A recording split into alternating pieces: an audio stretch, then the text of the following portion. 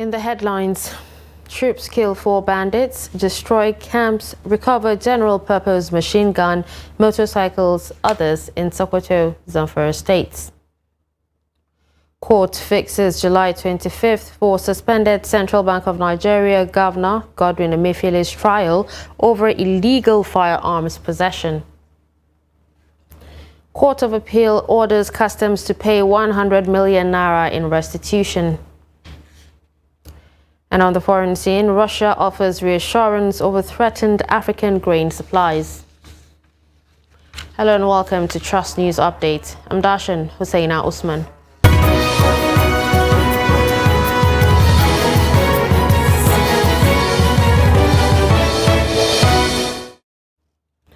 We begin with security, where troops of Operation Hadarindaji deployed at Forward Operating Base Faru community in Maradun local government area of Zamfara state have neutralized 4 suspected terrorists after a fierce encounter. The troops, upon receiving credible information on terrorists' intent to attack Bagabuzu village, swiftly mobilized to the general area and engaged the suspected terrorists in a gun duel and denied them access to the villages. During the encounter, 4 of the suspected terrorists were neutralized while others escaped with gunshot wounds. The troops recovered 1 general-purpose machine gun, 1 FN rifle, and 123 rounds of special ammunition from the terrorists after repelling the attacks on the villages. The General Officer Commanding 8th Division of the Nigerian Army, Sokoto, and Commander Joint Task Force Northwest Operation Hadarindaji, Major General Godwin Mudkut, commended the troops for resilience, gallantry, and sustained onslaught against the terrorists in the zone. He called on the public to support the troops with vital information that could lead the troops to the hideouts of the terrorists to proactively flush them out of the Northwest Zone and Nigeria at large. President Bola Tinubu has assured Nigerians that he will focus on providing adequate security to all citizens and parts of Nigeria. The Nigerian leader also said Nigeria and the neighboring countries in the Lake Chad region must display courage in reforming their military doctrine and practices. He said this at the graduation ceremony of Senior Course 45 of the Armed Forces Command and Staff College, Jaji, Kaduna State. The report. President Tinubu, while speaking at the graduation ceremony, promised that his administration will deploy the entire machinery of state power to ensure the security of lives and property of the Nigerian people. He also pledged more support for the military as he commended them for protecting the territorial integrity of the nation. We must also be brave enough to reform military doctrine and practice. We do not face a conventional army on the traditional field of battle. No. We contend against mobile, elusive, irregular forces that disdain the normal rule of warfare.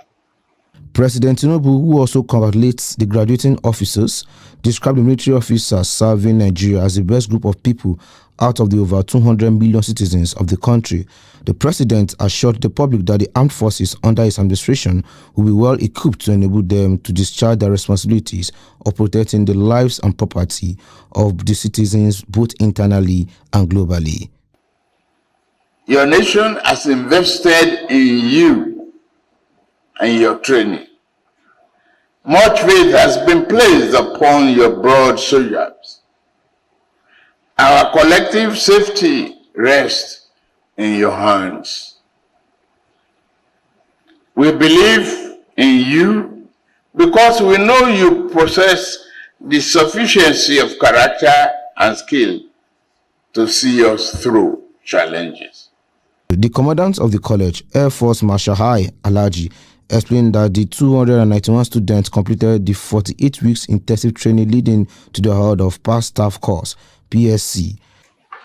A total of 291 students will be awarded the distinction of Past Staff Course today. These include 152 Nigerian Army officers, 68 Nigerian Navy officers, and 45 officers of the Nigerian Air Force. President Tinubu presented PS6 certificates and awards to selected graduates as well as the best graduating students. Hundreds of bags of maize and locally processed rice and other items worth millions of naira were Friday night stolen from a warehouse by youths in Jalingo, the Taraba state capital. The youths were said to have stormed the warehouse located not far from the 6th Army Brigade and looted it. The warehouse belonged to Jugulde, a one-time member of the State House of Assembly and immediate past chairman of Sardauna local government area. One of the guards at the warehouse, who would not like his name mentioned, told Daily Trust that when the youth started gathering at the warehouse at about 11:50 p.m., the army and police were alerted. He said before the arrival of the security agents, the youths had already broken into the warehouse and started looting. The guard further stated that the security agents on arrival fired shots into the air to disperse the looters, and in the process, 2 people were shot. The police in the state are yet to issue a statement on the incident. The suspended governor of the Central Bank of Nigeria, Godwin Emefiele, will be arraigned before the Federal High Court, Lagos, on July 25th on 2 counts of illegal possession of firearms and ammunition. One of his lawyers, Victor Okpara, SAN, confirmed that hearing notices to that effect have been sent out by the court to counsels involved in the matter. He also confirmed that a senior advocate of Nigeria and former president of the Nigerian Bar Association, Joseph Dodu, will personally be in court to lead the defendant's team. Emefiele will be arraigned before the vacation judge, Justice Nicholas Owebo. The federal government in the charge sheet accused Emefiele of possessing a single-barrel shotgun without a license. The government maintained that the offense is contrary to Section 4 of the Firearms Act, Cap F28 Laws of the Federation 2004, and punishable under Section 27, subsection 1B of the same Act. In the second count, the suspended CBN governor was accused of having in his possession 123 rounds of live ammunition without a license, which is contrary to Section 8 of the Firearms Act, Cap F28 Laws of the Federation 2004, and punishable under Section 27, subsection 1BIL of the same Act. Court of Appeal Sokoto Division has upheld the decision of the Federal High Court, Birnin Kebbi, which ordered the Nigeria Customs Service to pay 100 million naira compensation to the family of Abdurrahman Sani, shot to death by its officers in November 2020. Justice Lawal Taura delivered the judgment of the 3-man panel of the justices on Friday. The report. The Nigerian Customs Service appeals the judgment of the Federal High Court, Kebbi, which held that the act of customs officers caused the death of Abdurrahman, ordering the service to pay 100 million naira general damages to the family of the deceased. The appeal court, after reviewing the case, upheld the judgment of the lower court, averring that the shooting to death of Sani was a violation of his right to life as guaranteed by Sections 33 of the Constitution. And the prayers that was granted by the trial court are as follows: that a public apology should be issued by the Nigerian Customs Service Board and the Nigerian Customs for the killing of Abdurrahman Sani, and also a compensation of 100 million should be issued by the Nigerian Customs Service Board and the Nigerian Customs Service to the families of the late Abdurrahman Sani through his father, who stand on behalf of himself and the family. Customs authority has appealed the case to this Court of Appeal, and I'm happy today that the Court of Appeal has dismissed the appeal made by the Customs because there is no evidences to prove. So what the court has awarded, the Federal High Court at Birnin Kebbi is now standstill. And I'm very happy for the Honorable Court, which has passed the judgment and look at this dividends. I'm very happy. The deceased, Abdurrahman Sani, left behind 5 children, a wife, and both parents.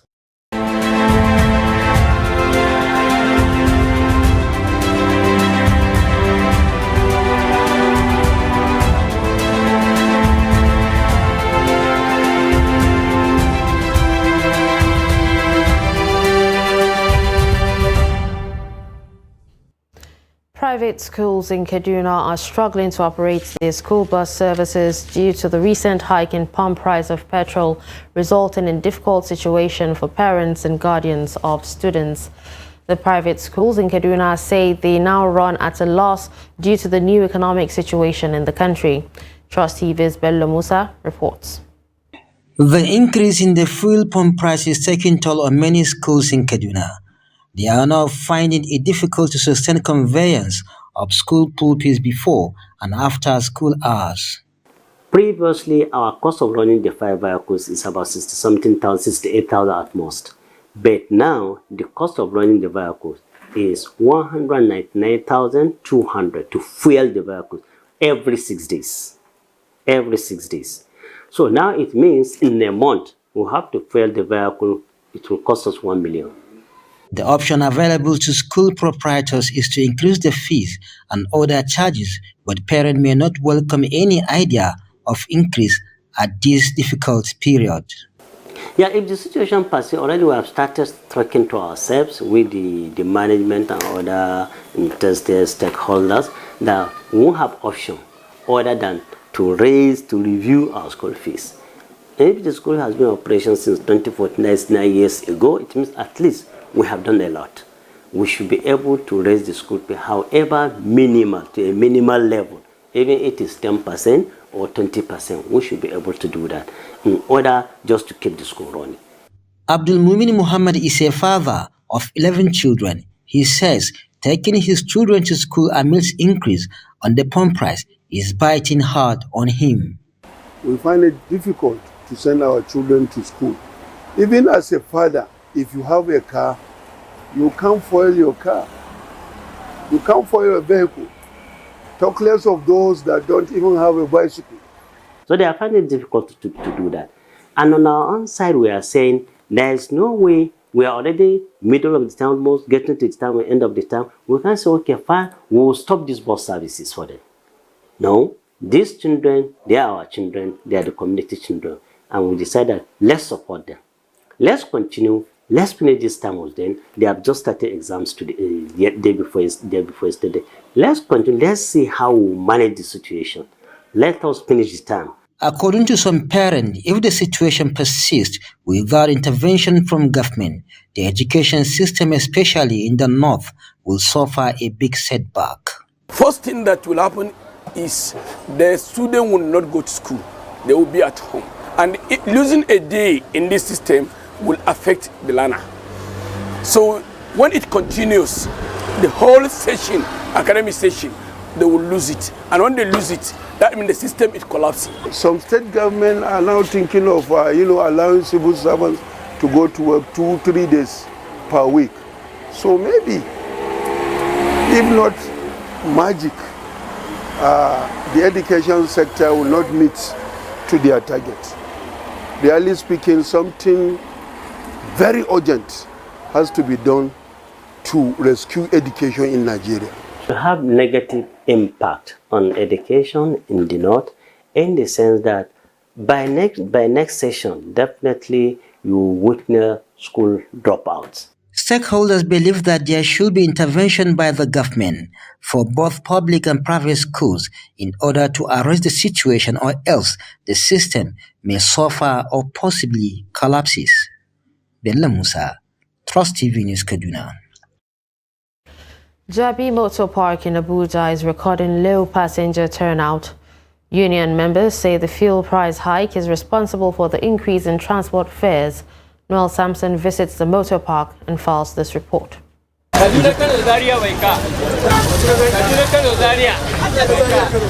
The Jabi Motor Park is usually a beehive of activities, with passengers coming to board vehicles for long-distance travels. But the recent fuel price hike has changed all that.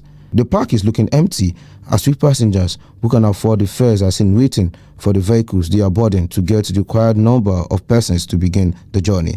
Taiwo Oshobu is the chairman of BUS Long Journey, bus unit and the park, and he speaks on the low passenger traffic. From 5:40 to 6:17 now, it's totally out of hand. No passenger. One motor can position for 3 days, no passengers. No passenger. For 3 days, no passengers. From here to Lagos, I think we are carrying 19,200 naira. Before the subsidy, we carry 15,000. After the subsidy, we carry 19,200 naira. Since it came to 617, we have not even increased.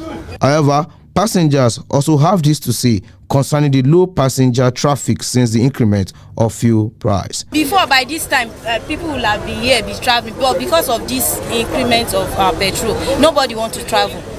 If not because I came to Abuja to do some important thing, I won't come. Me too, I won't bother myself to travel, because I know it will cost me a lot. The cost of transportation will definitely reduce. People will now consider, instead of them traveling regularly, someone that is traveling every week, the person might decide to extend it for 2 days, 2 weeks, 3 weeks, so it depends. Small business owners at the park are also lamenting low patronage owing the low activities. That don't affect my market. You see me for shop, I sit down for shop. If you say like before, I'm busy. I don't have time to stay one place. Well, thank God. I won't say I don't make more sales as I used to, but honestly, before now, I make more sales. Transport fares were doubled when the fuel subsidy was removed, but the second bomb price hike may further change the dynamics at this motor park. Well, Samson, Trust TV News, Abuja.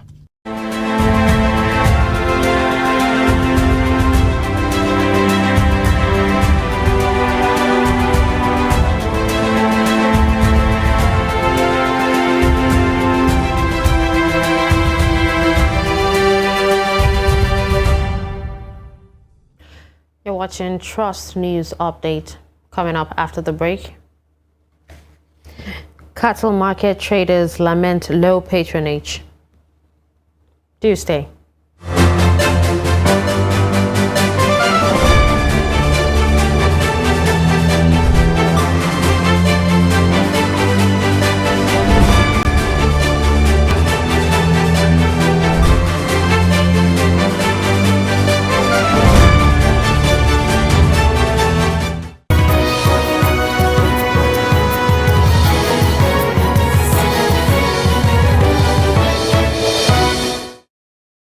Welcome back and thanks for staying with us. Here's a recap of some of our top stories. We told you that troops kill 4 bandits, destroy camps, recover general purpose machine gun, motorcycles, others in Sokoto, Zamfara. We also told you that court fixes July 25th for suspended Central Bank of Nigeria Governor Godwin Emefiele's trial over illegal firearms possession. Moving on to more stories, the leadership crisis rocking the Nasarawa State House of Assembly has been laid to rest following the re-inauguration of the assembly on Friday. Abubakar Abdullahi reports that members of the 2 factions of the assembly have reached a consensus among themselves, leading to the resolution of the crisis. The report. Prior to the re-inauguration of the Nasarawa State 7th Assembly, 2 factions elected different speakers of the assembly. This generated crisis among members on who was the authentic speaker. But with the intervention of stakeholders including President Bola Tinubu, members of the 7th Assembly of the state reached a consensus and accepted to work together under a common leader. Clerk of the Assembly, Ibrahim Musa, inaugurated the assembly upon proclamation of the state governor, Abdullahi Sule. 24 members, including the lone female member, Hajara Danyaro, from Nasarawa Central Constituency, elected Ibrahim Balarabe as Speaker. A PDP member, Abel Bala of Nasarawa Egon West Constituency, was elected as Deputy Speaker. I therefore want to congratulate all our honorable members for successfully subscribing to the oath of membership and oath of allegiance, in what is evidently a historic and momentous development in the annals of the history of the legislature. Let me therefore use this opportunity to assure you, my colleagues, that you will find in me a good and honest partner.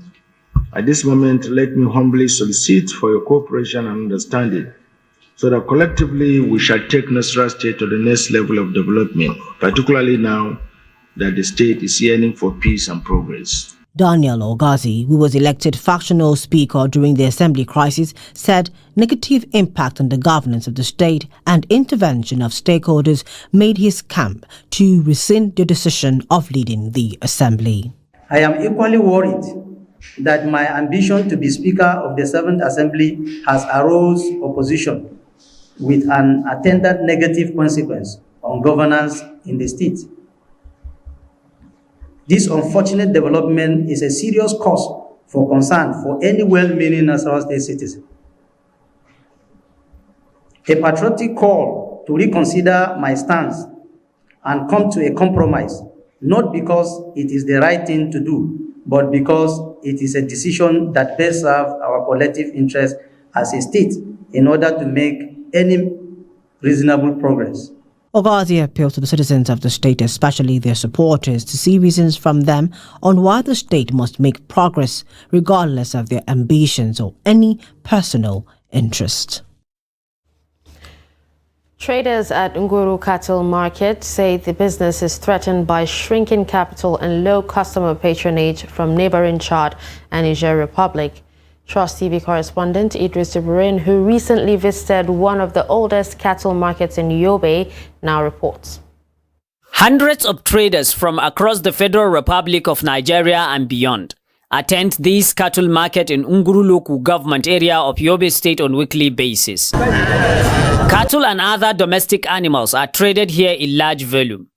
Its popular camel market tells a story of how merchants from around the world are trading here for generations. If I can recall some 50 so years, people like Tubawa, Fulani, and the rest in the Niger Republic are used to this place very, very well. Because even now, you can find their children married to our people here. And we are, therefore, to be used to us is just simple. Because we share the same language. But that was as far back as 1980, when the Kano Guru train service was in full operation. Today, traders say things are no longer what they were. Well, a lot of things have happened. If you look at this market, it is not what it used to be. This market used to be a hub of trading activities, especially for cattle and other domestic animals. Yet we thank God, because things are moving, we are still doing our businesses as usual. The lack of capital, recent security challenges courtesy of Boko Haram insurgency and banditry in some part of Nigeria's northwest region, as well as the nation's general economic hardship, are some of the factors responsible for the dwindling activities in this market. You know, we have so many people from different parts of the country that are coming into this market. During when we are having security challenges, we had a series of problems. But we thank God now things are getting better, even though we don't have enough capital to sustain the business. But with the recent improvement in security situation across Yobe State, traders say things appeared to have been getting better, and traders from all over the country are once again trooping here for business. Idris Jubrin, Trust TV News, Yobe.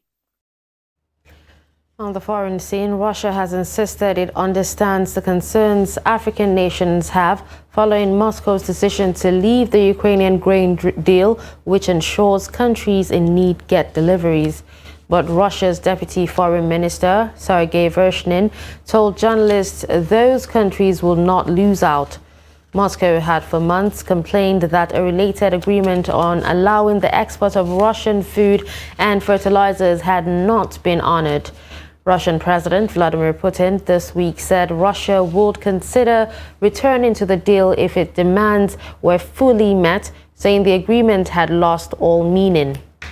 The grain deal, brokered by the UN and Turkey, had enabled the export of more than 32 million tons of Ukrainian grain over the last year. A summit on grain supplies is expected to be held in Russia's second city, St. Petersburg, in late July. And finally, in sports, Gafar Olafimihan has returned to Nigeria Premier League side Shooting Stars on trial ahead of the upcoming season. Olafimihan was declared surplus to requirements at the beginning of last season. He had an impressive 2021-2022 campaign for the Oluyole Warriors in the Nigerian National League.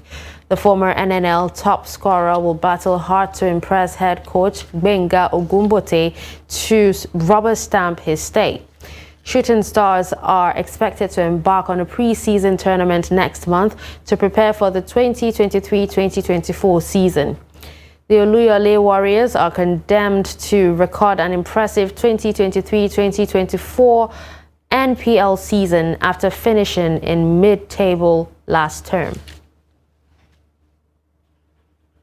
And with this, we've come to the end of Trust News Update. Don't forget to follow us across all our social media platforms. I'm Darshan Hussaina Usman. Thanks for watching.